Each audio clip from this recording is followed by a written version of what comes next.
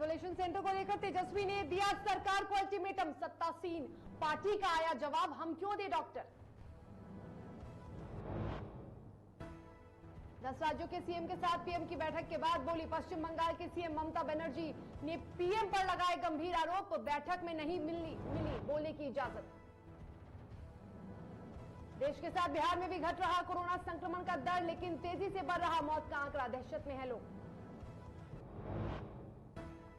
मुंगेर गोलीकांड मामले में हाईकोर्ट सख्त, मुआवजा देने में देरी हुई तो सरकार के खिलाफ चलेगा अवमानना वाद। राजधानी में महज कुछ देर की बारिश ने खोली व्यवस्था की पोल, पहली ही बारिश में डूबने लगा पटना।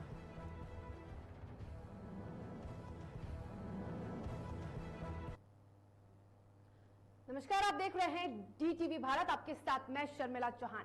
कोविड सेंटर और सियासत, जी हां, नेता प्रतिपक्ष तेजस्वी यादव फेसबुक पर लाइव आकर अपने सरकारी आवास पर बनाए गए कोविड सेंटर को लेकर सत्ता पक्ष के राजनेताओं के द्वारा की जा रही बयानबाजी को लेकर अपनी नाराजगी जाहिर की। तेजस्वी यादव ने कहा कि उन्होंने कोविड सेंटर लोगों की सहायता के लिए तैयार किया था, साथ ही सरकार से यह अनुरोध भी किया था कि वो इसे टेक ओवर करे, लेकिन सरकार ने अभी तक इस पर कोई फैसला नहीं लिया है कि वो इसे टेक ओवर करेगी या नहीं। मुझे सरकार के फैसले का इंतजार है। इस दौरान तेजस्वी यादव के निशाने पर बिहार के स्वास्थ्य मंत्री और पूर्व डिप्टी सीएम सुशील मोदी भी रहे। नेता प्रतिपक्ष ने नीतीश सरकार को गुरुवार की शाम तक का समय दिया। करते हैं कि आज शाम तक जो है माननीय मुख्यमंत्री जी का सहयोग जो हम लोगों ने जो देने की बात की है उसको स्वीकार करेंगे। स्वीकार नहीं करते हैं तो इंतजार है कि वो बता दे या तो हमें ही अनुमति दे दे कि हम लोग जो है सेंटर चला सकते हैं। बेड की व्यवस्था जो है वो भी बढ़ाने का हम लोग काम करेंगे। जो हमारे चिकित्सा प्रकोष्ठ के आरजेडी के जो डॉक्टर्स जो जुड़े हुए हैं आरजेडी से, जो हमारे विचारधारा से जो लोग जनता की सेवा करना चाहते हैं, उनसे भी हम लोग जो है बात कर रखे हैं, वो सब लोग तैयार हैं। जहां भी जरूरत पड़े हम लोग खड़े हैं बिहार के हितों के लिए।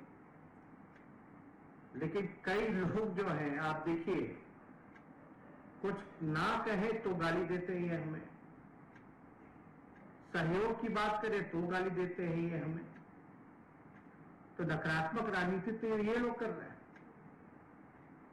और मंगल पांडे जी हो या सरकार में बैठे लोग, कई बड़े बड़े नेता जो है वो बोल रहे कि अस्पताल कैसे चला सकता है।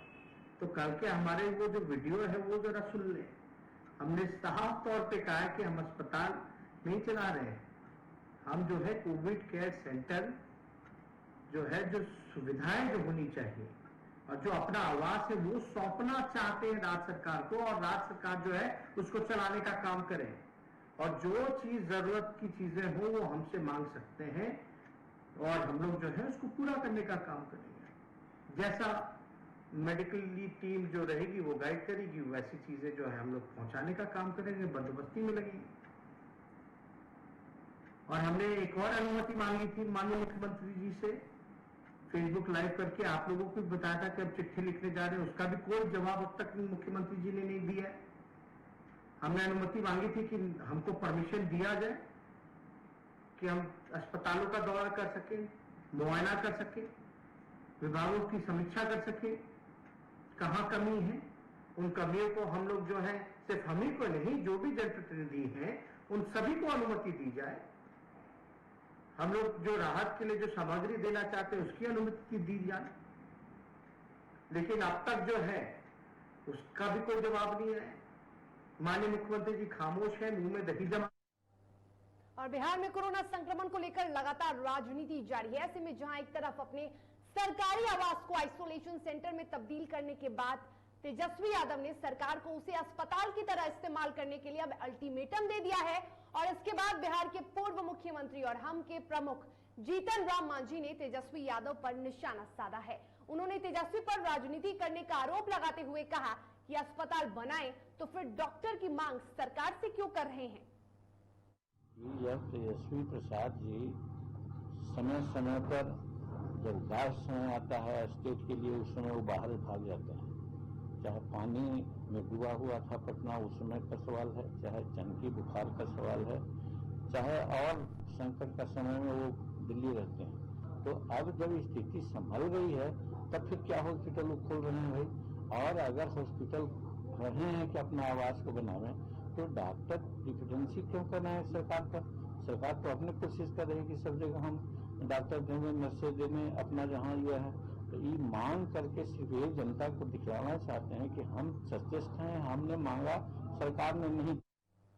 और नेता प्रतिपक्ष तेजस्वी यादव पर जेडीयू एमएलसी नीरज कुमार ने भी हमला बोला। जी हां, नीरज कुमार ने ट्वीट कर लिखा कि उम्र भर जनाब भूल करते रहे, गोबर घुसा था दिमाग में और हाथ साफ करते रहे। माना उम्र के पड़ाव पर कोई कंट्रोल नहीं होता, वो सुशील हैं दिल से भी और दिमाग से भी, मगर गुस्ताख नक्षत्र नाम का दुर्भाग्य देखिए कि बेअदबी को भी शर्म आती है। बता दें कि तेजस्वी यादव ने सुशील मोदी पर हमला बोला था, जिसका जवाब नीरज कुमार ने पलटवार कर दिया है। ट्वीट कर तेजस्वी यादव पर हमला बोला है।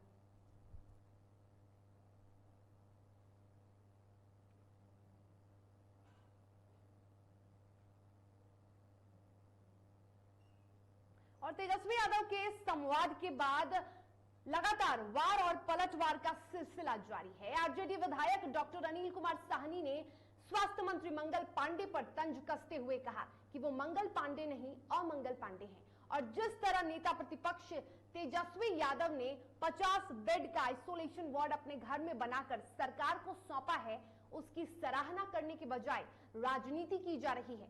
क्या कुछ कहा विधायक डॉक्टर अनिल कुमार साहनी ने, जरा भी सुनिए।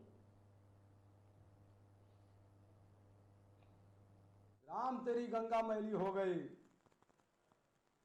पापियों के पाप धोते धोते, और मोदी गंगा मां ने बुलाया है।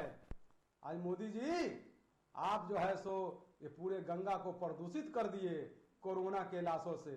मैं इस पर बहुत भारी, जिस पर जो है सो चाहे वो उत्तर प्रदेश की सरकार हो या बिहार की सरकार हो, जिस प्रकार से मानवता का। और बिहार में कोरोना संक्रमण को लेकर जहां विपक्ष सरकार की विफलता को गिना रही है, तो वहीं सरकार बेहतर तैयारियों का दावा भी कर रही है, जिसको लेकर जेडीयू चिकित्सक प्रकोष्ठ के अध्यक्ष डॉक्टर सुनील सिंह ने कहा कि सरकार की तैयारियों का ही नतीजा है कि पिछले 4 दिनों से आंकड़े लगातार कम हो रहे हैं। वहीं उन्होंने विपक्ष पर राजनीति का आरोप लगाया है।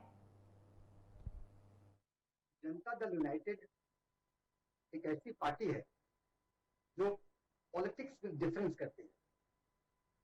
इस कोरोना के आपदा काल में सरकार तो अपने स्तर से पूरी तरह कर रही है।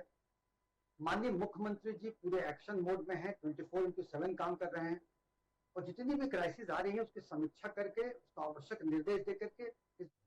आरजेडी के विधायक और हसनपुर क्षेत्र से विधायक तेज प्रताप यादव ने अपने विधानसभा क्षेत्र के लोगों को क्या बड़ा तोहफा दिया है। जी हां, तेज प्रताप यादव ने आज हसनपुर क्षेत्र के लिए स्वास्थ्य उपकरण को खरीदने के लिए, यानी उन्होंने लिखा है ट्वीट कर कि अपने विधानसभा क्षेत्र हसनपुर में जीवन रक्षक दवाइयों को और उपकरणों को खरीदने के लिए 2 करोड़ रुपए आवंटित कर रहे हैं, और इसकी सूचना खुद तेज प्रताप यादव ने ट्वीट कर दी। आपको बता दें कि आरजेडी के हसनपुर से विधायक तेज प्रताप यादव ने आज ट्वीट कर यह जानकारी भी दी है कि उन्होंने हसनपुर क्षेत्र में जीवन रक्षक स्वास्थ्य उपकरण खरीदने के लिए 2 करोड़ रुपए आवंटित किए हैं।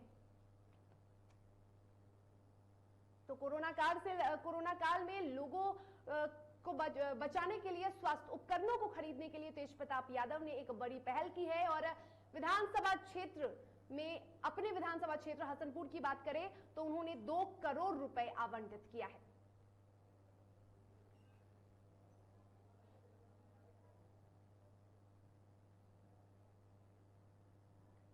तो तेज प्रताप यादव ने खुद ट्वीट कर इसकी जानकारी भी दी कि 2 करोड़ रुपए कोविड कोष के लिए दे रहे हैं। पूर्व स्वास्थ्य मंत्री तेज प्रताप यादव की एक अच्छी पहल देखने को मिली।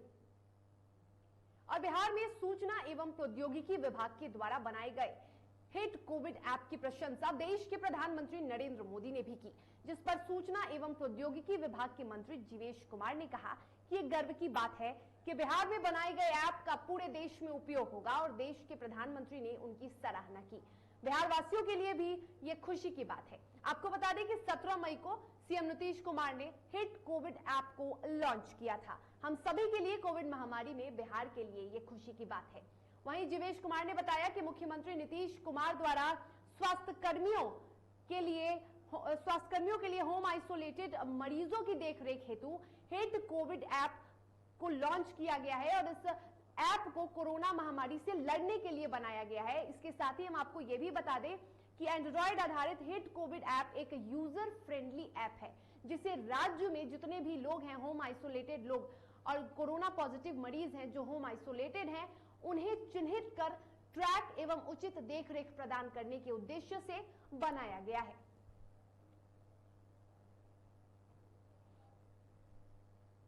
कोविड ऐप की चर्चा आज देश के अंदर है। देश के माननीय प्रधानमंत्री जी ने देश के जिलाधिकारियों के साथ वर्चुअल बैठक में इस ऐप की सराहना की है।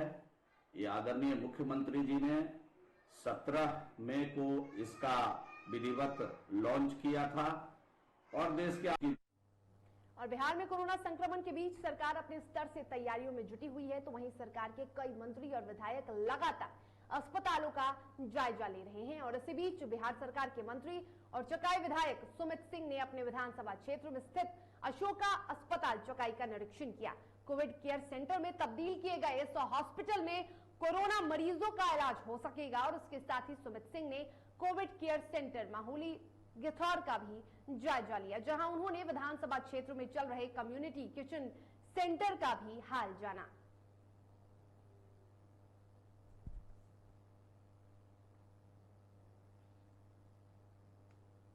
हमारे नेता माननीय मुख्यमंत्री जी का बहुत ही सराहनीय फैसला है, बहुत ही अच्छा कदम है।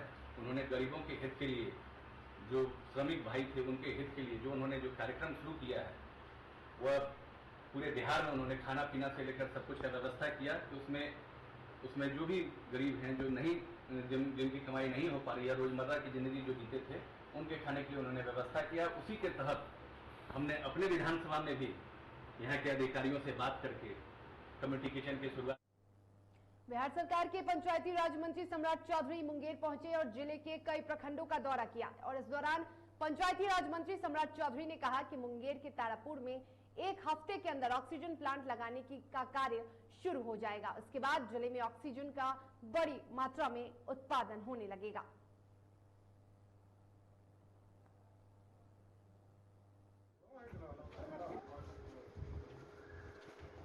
डीआरडीओ के माध्यम से मुंगेर और तारापुर को चिन्हित किया गया है कि जहां ऑक्सीजन प्लांट हमारे शुरुआत का काम अगले एक सप्ताह के अंदर शुरू होने वाला है। अब खड़गपुर, क्योंकि खड़गपुर में भी पूरा जंगल का इलाका है, पूरे एक बड़ी आबादी हमारा बच जाता है, हम लोगों ने तय किया कि 15 फाइनेंस से अथवा दूसरे किसी अन्य स्रोत से हम लोग खड़गपुर में भी ऑक्सीजन प्लांट का निर्माण अगले कुछ दिनों में शुरुआत करने का काम। और कटिहार के नगर थाना क्षेत्र के मंगल बाजार में नकली सैनिटाइजर की बिक्री समेत जमाखोरी और कालाबाजारी की शिकायत पर अपर अनुमंडल पदाधिकारी के नेतृत्व में कई दुकानों में छापेमारी की गई। इस दौरान भारी मात्रा में अवैध और नकली सैनिटाइजर को बरामद किया गया। बता दें कि डीएम के निर्देश पर यह कार्रवाई की गई। वहीं नकली सैनिटाइजर को फिलहाल जांच के लिए लेबोरेटरी भेजा गया है।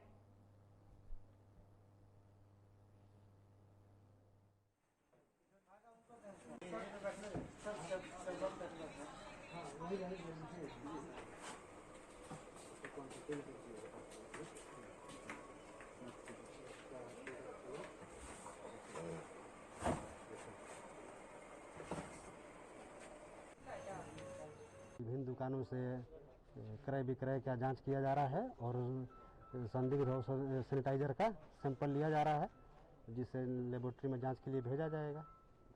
और अगर सर कुछ गलत पाया जाता है तो क्या कार्रवाई होगी? गलत रिपोर्ट लेबोरेटरी का प्राप्त होने पर या इनके द्वारा क्रय बीजक प्रस्तुत नहीं करने पर नियम संगत औषधि अंगराग नियमावली के तहत कार्रवाई की जाएगी।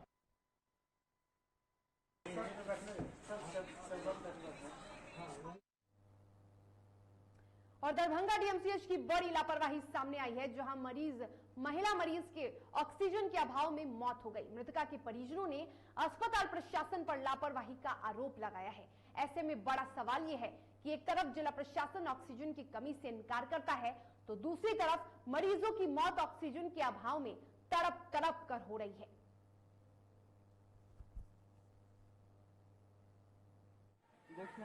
मम्मी का तबीयत बिगड़ रहा था, मैंने उसके बाद डीएमसीएच गया, डीएमसीएच में भर्ती ले गया इमरजेंसी में। बस 2 मिनट गया, कुछ नहीं देखा, ऐसा 2-4 एक इंजेक्शन रह गया था लगाने के लिए, वो इंजेक्शन ने कोई नहीं लगा रहा था, उसको दर्द हो रहा था, पता नहीं। फिर उसने जनरल वार्ड में शिफ्ट कर दिया। जनरल वार्ड में जैसा ही मैं गया कि वहाँ पे बेड फुल था। उसके बाद काफ़ी देर वहाँ पे वेट किया, हम लोग खड़े थे कि भाई कोई बेड दे दो जहाँ पे ऑक्सीजन लगा है, वो ऐसे तड़प रहा है। उन्होंने क्या किया, फटाक से एक लड़का आया, बोलता है क्या इसको कोरोना पॉजिटिव हो गया है। भाई पहले तो निगेटिव था, तब तो यहाँ पे लाया तो डायरेक्ट तो पॉजिटिव में ले जाता ना। पहले तो वहाँ से बोला पॉजिटिव, पहले निगेटिव तब बोला पॉजिटिव। उसके बाद ये लेके गया डीएमसीएच कोरोना वार्ड में, वहाँ पे लेके गया, वहाँ से वो सिलेंडर दिया, उसके बाद वहाँ पे ऑक्सीजन लगाया। रोज की ऑक्सीजन की किल्लत से परेशान हो गया, मैंने 5 दिन तक सोया नहीं था ठीक से।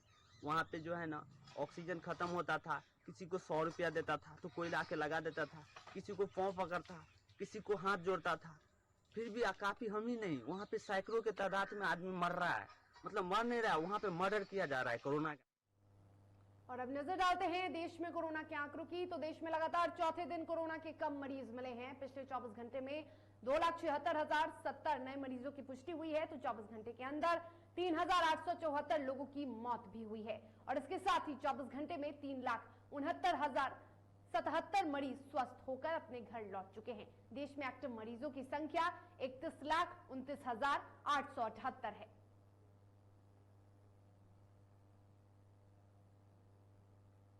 और देश के साथ अब नजर डालते हैं बिहार में कोरोना के आंकड़ों की। तो कोरोना वायरस का कहर अब भी प्रदेश में जारी है। दूसरी लहर के दौरान कोरोना वायरस के रिकॉर्ड तोड़ मामले दर्ज किए गए, लेकिन अब पिछले कुछ दिनों से कोरोना के मामलों में कमी देखी जा रही है। हालांकि बिहार में मरने वालों के आंकड़ों में बड़ी तेजी से इजाफा भी देखा जा रहा है। कोरोना की वजह से 100 से अधिक लोगों ने दम तोड़ दिया है। बिहार सरकार की ओर से जारी आंकड़ों के मुताबिक पिछले 24 घंटे में 1,40,000 से अधिक लोगों की सैंपल की जांच हुई है, जिसमें मात्र 6,059 नए कोरोना संक्रमित मरीजों की पहचान हुई है, जबकि एक दिन में 104 लोगों की मौत कोरोना से हुई है। बिहार में बहुत कम समय में ही मृत्यु दर में लगभग 20% तक का इजाफा देखने को मिल रहा है। और बिहार में संक्रमण का दर भी अब घटकर 4.32% हो चुका है। और इसके साथ ही रिकवरी रेट भी बढ़कर 90.64% हो चुका है। बिहार में अभी फिलहाल 58,610 एक्टिव मरीज हैं।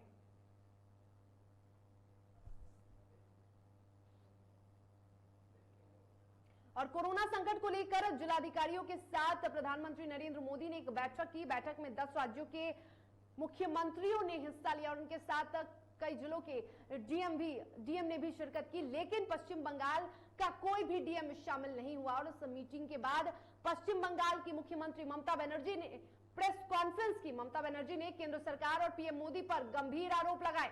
ममता बनर्जी ने कहा कि बैठक में 10 राज्यों के सीएम मौजूद थे। जब बतौर सीएम मैं वहां पर गई तो हमारे डीएम को वहां शामिल नहीं होने दिया गया। ममता बनर्जी ने यह भी आरोप लगाया कि सिर्फ बीजेपी के कुछ मुख्यमंत्री और प्रधानमंत्री नरेंद्र मोदी ने अपनी बात रखी, हमें बोलने नहीं दिया गया। सभी मुख्यमंत्री चुपचाप बैठे रहे, किसी ने कुछ नहीं कहा। हमें वैक्सीन की डिमांड रखनी थी, लेकिन बोलने का मौका नहीं मिला।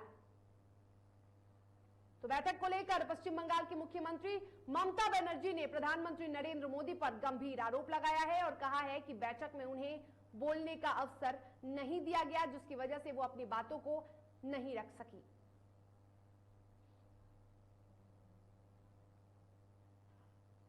और अब बात मौसम की करते हैं। चक्रवाती तूफान ताउते का हल्का असर बिहार में भी देखने को मिल रहा है। गुरुवार की सुबह से ही राजधानी पटना समेत राज्यों के कई जिलों में झमाझम बारिश हुई है और इस बारिश से लोगों को चिलचिलाती गर्मी से राहत तो मिली है। दरअसल पिछले कुछ दिनों से सुबह 10 बजे तक ही पटना का तापमान 32 डिग्री तक पहुंच रहा था, जिससे लोगों को भीषण गर्मी का सामना करना पड़ रहा था, लेकिन बारिश से लोगों को काफी राहत मिली है।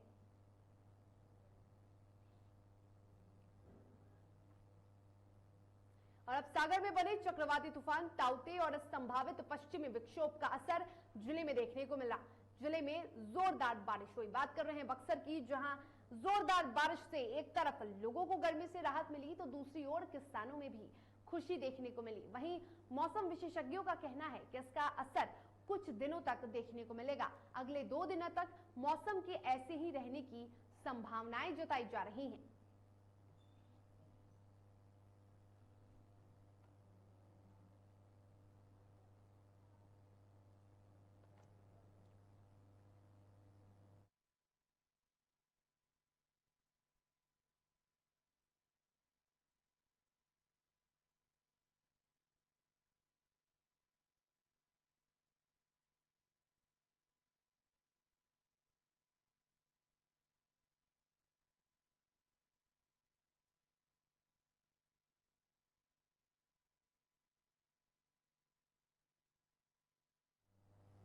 और नालंदा में उत्पाद विभाग ने गुप्त सूचना के आधार पर कार्रवाई करते हुए हरनौत थाना इलाके के बचौरा गांव में छापेमारी कर सुधा दूध की वैन से 135 कार्टन झारखंड निर्मित देसी शराब की बोतलें बरामद की है, जिसकी कीमत 3,75,000 रुपए बताई जा रही है।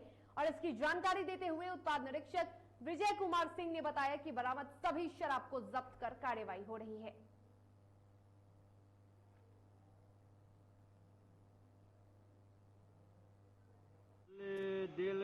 देर रात जो था सूचना मिली कि एक मिल्क भान जो सुधा मिल्क भान है वो पचौरा रोड में संदेहास्पद स्थिति में खड़ा है।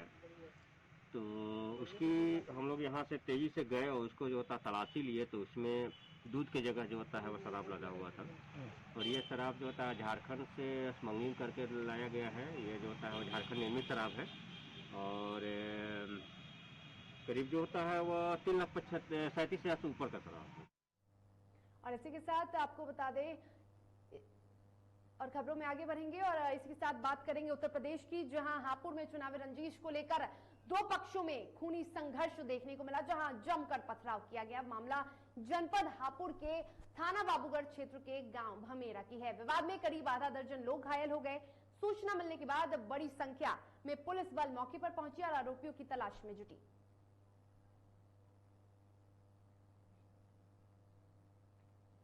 और झारखंड में बोकारो के उपायुक्त राजेश सिंह ने अंतर्राज्यीय चेक पोस्ट का जायजा लिया। इसके अलावा कई अन्य जगहों का भी उपायुक्त ने निरीक्षण किया और इस दौरान उन्होंने दंडाधिकारी को कहा कि बिना ई पास के कोई भी वाहन जिले में प्रवेश नहीं करनी चाहिए। उपायुक्त राजेश सिंह ने कहा कि अभी कोरोना खत्म नहीं हुआ है और ऐसे में उन्होंने लोगों से कोरोना गाइडलाइन का पालन करने की अपील की है।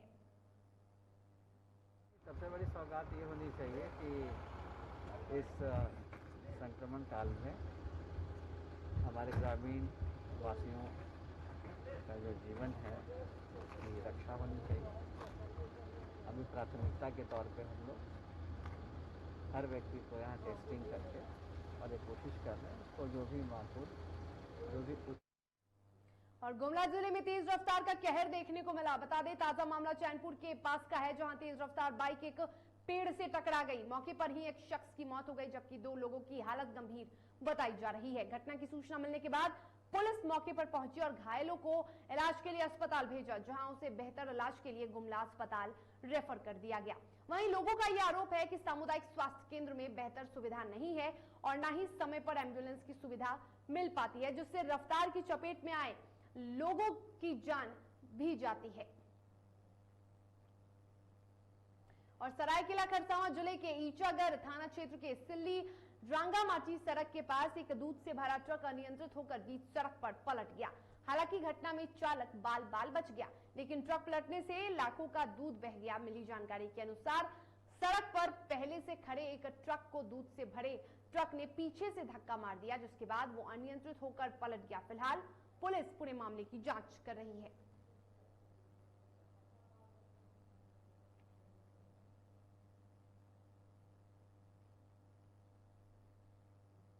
और इसी के साथ खबरों में फिलहाल इतना ही। मुझे दीजिए इजाजत और आप देखते रहिए DTV भारत। नमस्कार।